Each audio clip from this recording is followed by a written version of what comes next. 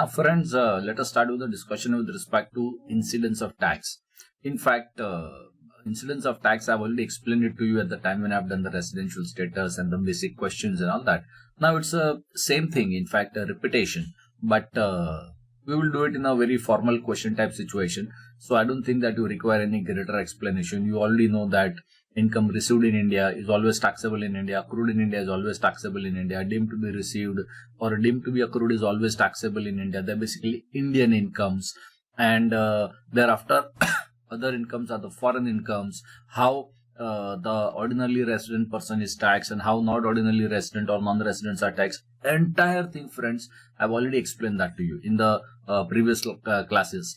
However, now we will solve some very formal questions, okay, on this particular front. And together with that, in our material, this particular page which I have given you, this is basically a hardcore basics of that, the scope of total income with different type of the residential status and all that. This particular page, you keep it handy and open, which I may refer to sometime. In fact, it will be repetition only, okay. And I want you all guys to come directly to the question, okay? Question ID number 1, okay. Now, question reading you can do it by yourself, so I'm not reading the question all the time, and so that extra time is not spent in these classes. So read the question first of all by yourself. Thereafter, question ID number 1, Mr. X, aged 61 years. I'll have to put on my glasses. Mr. X, aged 61 years, furnished the following particulars of his income earned during the previous year, and all the data has been given to us, okay. At the bottom, find out the gross total income of X if he is a resident and ordinarily resident, or not ordinarily resident and non-resident, okay. However, in this particular case, we will do the tax liability calculation also, so you people know that how this tax liability works very well, okay. Now see, we can do it in a very quick possible way. First of all, before you start answering, you have to draw columns, okay. See, this many columns you draw first of all. See, one column for the particulars, one column for the reason, okay, that why this particular income will be taxable, not taxable or whatever, okay. Then residential status, resident and ordinary resident, not ordinarily resident and a non-resident, okay. So in all the scenarios we will write, and we will write the reasons here. Now see, broadly the reasons are going to be like this. Understand this very carefully. Income received in India or income accrued in India, or deemed to be received in India or deemed to be accrued in India, they are taxable in all the situations. Basically, these types of income is called as Indian incomes. They are called as Indian incomes. Indian incomes is taxable in each and every assessee type. There is no except. Everyone has to pay tax in India. See, turn the pages in our previous question. House property in India, and you got some income from that particular house property. Always taxable, whatever is the residential status, because it is accrued in India, okay. Other incomes, which I will normally call it as a global income. I will normally call it as a global income or a global taxation. Or normally, if you want to write, you can write a foreign income, okay, something like that. Whichever way you are, I will use the word global, signifying that it is neither received or nor accrued in India, okay. Basically your foreign income, okay. Now foreign income is normally not taxable to not ordinarily resident or non-resident, but to resident and ordinarily resident it is fully taxable because of your residential status, okay. So practically, friends, not ordinarily resident and non-resident, taxation point of view, the computation point of view, maximum provisions are the same, okay. There is no difference. However, there is only one exception here between these two guys, okay, and that exception is if the business was controlled in India. That means it should be a foreign income first of all, okay. It should be subjected to global taxation, okay. And foreign income means neither received in India nor accrued in India, but the control of that business is inside India. In that case, not ordinarily resident will be taxable, but non-resident will not be taxable. And the resident and ordinarily resident is anyway taxable in all the situation, okay. This is a very, very broad structure, very broad and very beautiful. And the same structure, friends, I have given it to you here also. See, this particular structure is none other than the repetition of what I already explained that to you, but this is in the formal way. And this is one of the difference. This is one of the difference between not ordinarily resident and non-resident, where foreign income but control is from India with respect to the business. In that particular case, not ordinarily resident will be taxable in India. Okay. And now come directly to the question. And see, I'll do it. You people start writing in a very formal way, in a very, very systematic way. I will just do it in a very quick possible way in with respect to each and every point. Okay. So you draw the columns and each and every item you keep on answering. Okay. Now let me start with this particular question. Mr. X, age 61 years, furnished the following particulars of his income and earned following incomes during the year. Question reading in detail, you do it by yourself. At the bottom, find out the gross total income of X if he is resident and ordinarily resident, resident but not ordinarily resident, and non-resident. However, I will do the tax liability calculation also for your reference, so that you understand that how this XLE tax liability get calculated. Now you have already drawn the columns and all that, which I explained that to you some time back. And so let me start quickly with the answering. Okay. Now see, point number 1, interest on German development bond 1/6 is received in India. So what is received in India will be taxable for everyone. Okay. So I will say resident and ordinary resident taxable, not ordinary resident taxable, and non-resident also taxable for 1/6 figure. Okay. For the balance 30,000, resident and ordinarily resident will be taxable, but other people will not be taxable because it is accrued also outside India. It is German development bond, and only 1/6 is received in India. That means balance amount is not received in India. Now reason you have to write like that. See, 6,000 you will write a reason in the reason column as received in India. Okay. Now 30,000 you will write a global taxation as a reason. Okay. Or you can write a foreign income. But foreign incomes are taxable for resident and ordinarily resident. However, for not ordinary resident and non-resident, foreign incomes are not taxable. Now, income from agriculture in Pakistan, but later on 86,000 has been remitted to India. So 3,41,000 is a global income. So it will be taxable to resident and ordinarily resident. However, for other people, that is not ordinarily resident and non-resident, it will not be taxable. Now, one doubt will come into your mind is 86,000 which is remitted to India. Keep that in mind. I repeat, keep these in mind. The remittance of income is not a income, what should I say, a taxation in India. It is only a transfer of funds. I repeat, the remittance of income is only the transfer of funds. It's like I transferring some funds to someone else. It is only a transfer of funds, and there is no other flavor of income transaction in the remittance, and therefore the remittance is not taxable to anyone. Okay. So if you say that the remittance of 86,000 rupees transaction, okay, that remittance has no effect for anyone. Remittance has no effect for anyone type of the assessee. Then point number 3, interest on property. Interest from property in USA received outside India 92,000 is used in Canada for meeting education expense, exists in Canada, and 2,40,000 later remitted to India. So remittance anyway, no question of any taxation. Okay. Now, first of all, 3,40,000. So 3,40,000 because of the global taxation will be taxable in the hands of resident and ordinary resident, and nothing will be taxable for not ordinarily resident and non-resident. Okay. However, 92,000 is used outside India. That use of just money somewhere else will not make the difference, because anyway 3,40,000 is inclusive of that 92,000 rupees. So that use will not make any difference, and this remittance as a separate transaction has got no effect in taxation. Remittance of money is only the transfer of money from one account to the another account with no special character of income. I repeat, remittance of money is not having any special character of income, and therefore remittance has got no effect for anyone. So remittance has no effect for anyone in terms of taxation. Now, income earned from business in Iran. So it is income business in Iran, control from New Delhi. This control from New Delhi, and 70,000 is received in India. Okay. So what is received in India will be taxable for everyone first of all. So out of 4,05,000, 70,000 is received in India, that you write that received in India, and balance figure that is 3,35,000. Resident and ordinary resident will of course be taxable with respect to the foreign income. So I will write say global taxation.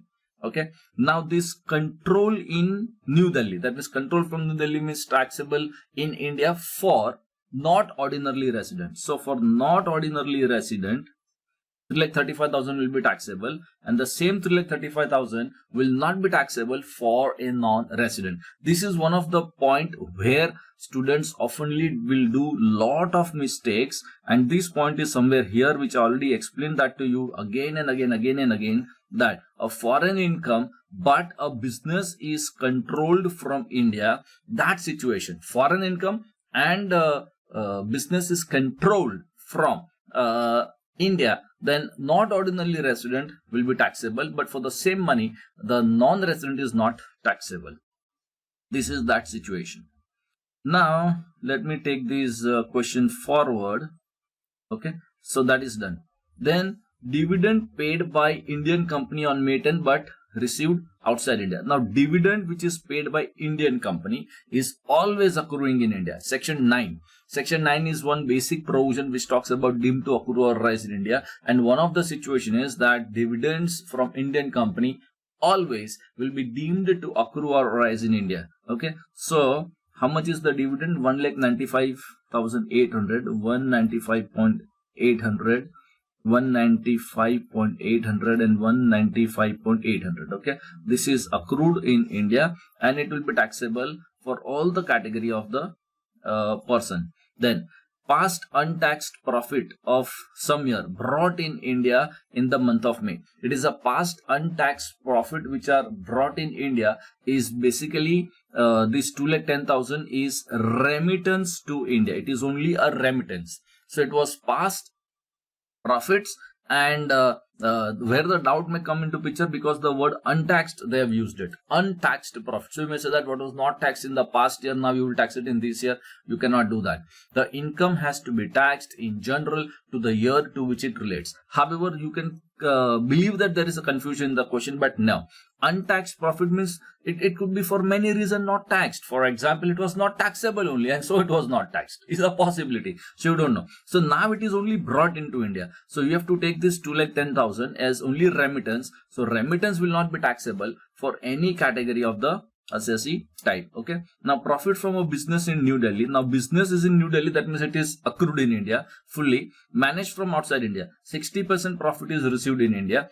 So here in this particular case, profits from New Delhi. So this particular business, which is 92,000 income, this 92,000 is your income. Okay. Business in New Delhi is accrued in India. Okay. And so 92,000. 92,000, 92,000. It is fully taxable for everyone. The reason being that it is accrued in India. Now, one thing that you have to remember very carefully, that 92,000 is accrued in India and 60% is also received in India. So, what is received in India is the same figure which is accrued in India.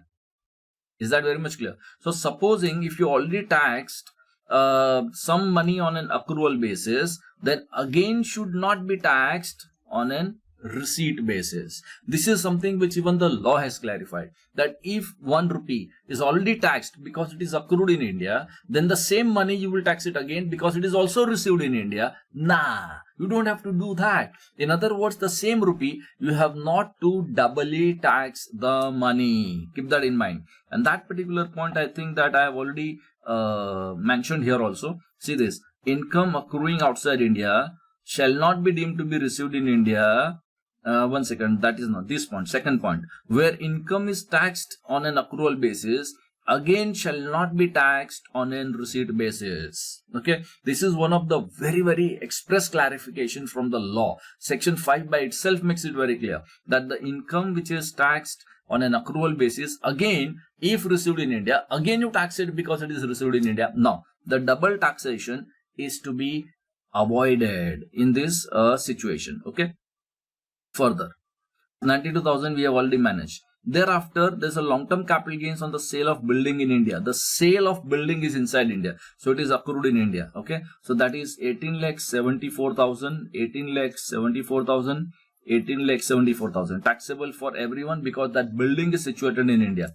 Now, pension from a former employer in India received in Iran. So it is a pension from an employer in India. That means you have already rendered that particular services because your employer is inside India. So maybe you have rendered that particular services inside India, but you are receiving pension somewhere else. So it is accrued in India. So that is 2,15,000 will be taxable for everyone. Okay. Now, gift in foreign currency from a friend received in India. This particular gift, although in a foreign currency, but it is received in India. Now, let me tell you that in India, Indian taxation, the gifts are taxable. Okay. Provided that the amount is exceeding some limit. So in detail, we will study that when we study the heads of income. But right now, let me tell you that in India, the receipt of this money, which is basically gifts. Okay. So I will say that it is accrued in India. In fact, for gifts, there is no accrual. It's not that gift that accrues in India. Something like that you cannot say. But right now we are doing hardcore basics. So I will say that it is accrued in India. And therefore, because it is received in India, or you can write even received in India, and this part because it is already printed in the question received in India, so you can write received in India, and therefore as a reason it will be taxable in India.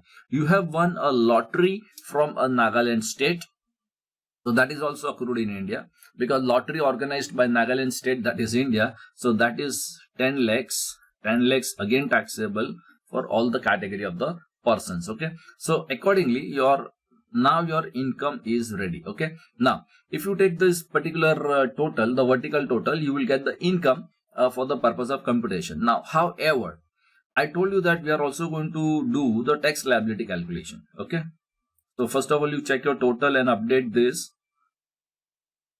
Okay, now see, in this particular question, there are some of the incomes which are taxable at special rates of taxes.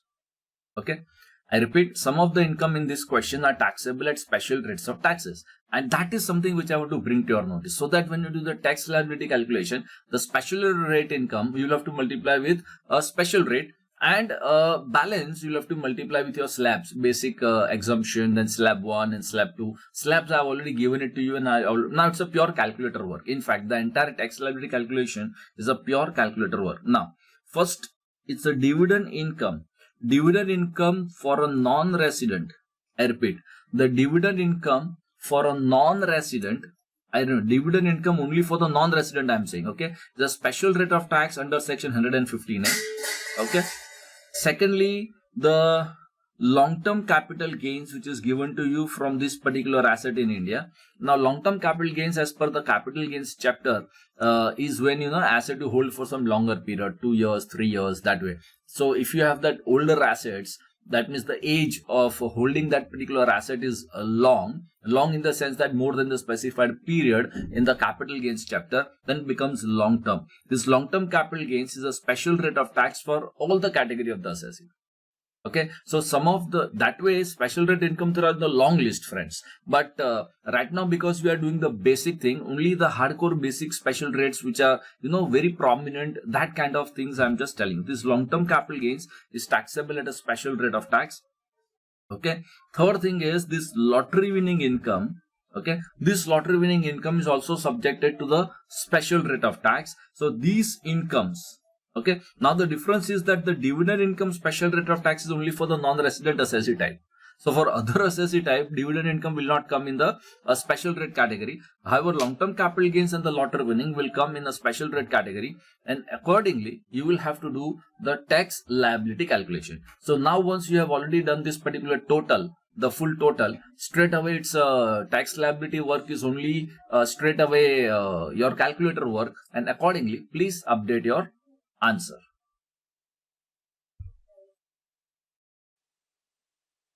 Now friends, come to this particular question ID number 21.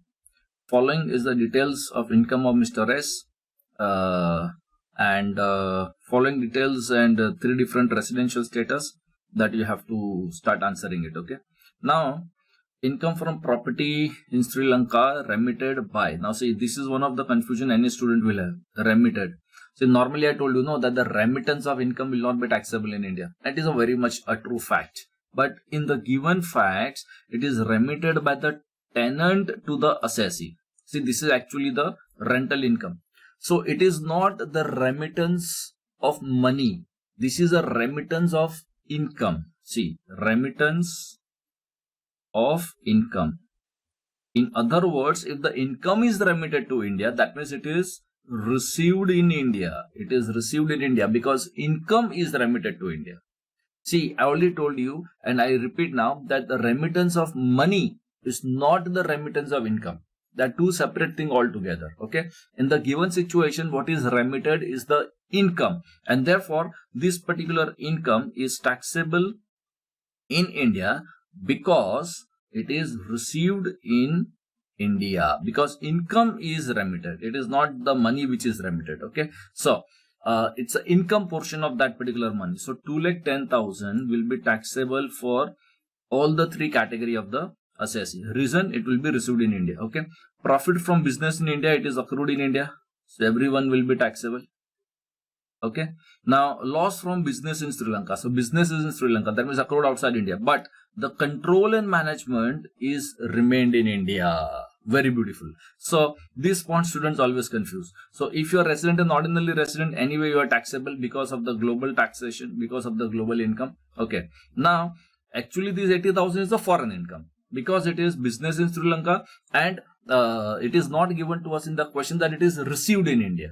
Okay, so we are assuming that it is neither received in India nor accrued in India. That is the reason it is a foreign income. Okay, but because it is controlled from India, the control and management is inside India, it will be taxable for not ordinarily resident, but it will not be taxable for a non-resident. Okay, that will make the difference. And for resident and ordinary resident, because global taxation will of course be taxable fully in India. Now dividend from shares in the foreign companies received outside India. It is a dividend on shares of the foreign company. So that is not accrued in India. If the dividend is on shares of Indian company, then it will always be deemed to accrue or rise in India. Okay, but this is a of the foreign company. So actually this is a foreign income. But 60,000 will of course be taxable if you are resident and ordinary resident. Okay, and for not ordinarily resident and non-resident, the money will not be taxable on this particular front. Now interest on deposit in Indian companies, which is 1,20,000, that is of course accrued in India. Okay, so it will be taxable for everyone, and accordingly if you take the total, this much will be your income in all the residential status situation, which will be chargeable to tax in India. Now friends, come to this particular question ID number 22. Following details are furnished by Mr. Raja, aged 65 years. Profit and sale of shares in Indian companies sold in India but proceeds received in France. So Indian company, shares sold in India, proceeds received in France. Okay. Now Indian company shares sold in India is always deemed to accrue or arise in India. Okay. So it will be taxable in India. Okay. So 30,000 will be taxable for all the three residential status types. Okay. Then dividend from Korean company received in France. It is received in France, but it is a Korean company. That means it is a foreign company. Okay. So it is basically a foreign income, and it is also received outside India. So neither accrued in India nor it is received in India. But resident and ordinarily resident, because of the global taxation, will be taxable in India. However, not ordinarily resident and non-resident will not be taxable. Rent from property in Sri Lanka. Property is in Sri Lanka. That's the reason it will be accrued outside India. Deposited in Sri Lanka. So it is also deposited in Sri Lanka. It is deposited in Sri Lanka. Listen very carefully. So monies are already received in Sri Lanka, but later on remitted to India through approved banking channel. Gross figure 1 lakh of rupees. Okay. So this 1 lakh of rupees, first of all, let us assume that it is a gross, and it is why gross, but say that it is taxable figure in India. That will let us say. Okay, because that house property taxation, some special computation, all that we don't want to do it right now. We will do it in the house property chapter. So rent from property in Sri Lanka, already deposited in Sri Lanka, that means received also outside India, but later on what is remitted to India is only money. Keep that in mind. Since it was already deposited in Sri Lanka, the income was already received in Sri Lanka, and after that through banking channel, approved banking channel, it has been sent to India. So what is received in India is only the money received in India, not income received in India. Okay. So how much is the amount? Amount is 1 lakh. Okay. So anyway, 1 lakh resident and ordinary resident will be taxable because of the global taxation. However, not ordinarily resident and non-resident will not be taxable. Dividend from the companies. Indian ABC Private Limited, be the Indian company, 20,000. So this 20,000 will be taxable to everyone because it is accrued in India. Income from nursery in Gujarat is also accrued in India. Nursery is basically the agricultural income. This is how you understand it is not that school nursery. So agricultural income, so it is taxable for everyone because it is accrued in India, but agricultural income is given exemption in India. So in India, agricultural income is exempt under section 10, and that is why we will give the exemption accordingly. Okay. Now, once you will take the total, you will get the income of the respective assessee type. Now we have to do the tax liability calculation also. Okay. Now remember one thing which is very clearly in this particular case, that this dividend income from ABC Private Limited, this dividend income which is ABC Private Limited, this income is a special rate income, but this special rate income is only for the non-resident and foreign companies, but here it is only non-resident. So this is a special rate income only for the non-resident assessee type. Okay. So for this non-resident assessee type, a special rate income, you will have to multiply with the special rate and get the amount of the tax liability. You cannot use basic exemption limit. I repeat, the non-resident cannot use basic exemption limit for this particular specified type income. In other words, your income, even if it is below basic exemption limit, you will have to pay tax on this particular income where the assessee type is a non-resident in the given scenario. Okay. And when it comes to the other assessee type, see the income is pretty, less than the basic exemption limit. So their tax liability eventually may turn out to be a nil figure. So that detailed working we may not do, but for non-resident, we will have to multiply this special rate income in this particular situation. And the last words, dividend from Korean company is not in a special rate category. Keep that in mind. It is only the dividend from Indian company which should be taken as a special rate income for the assessee type non-resident.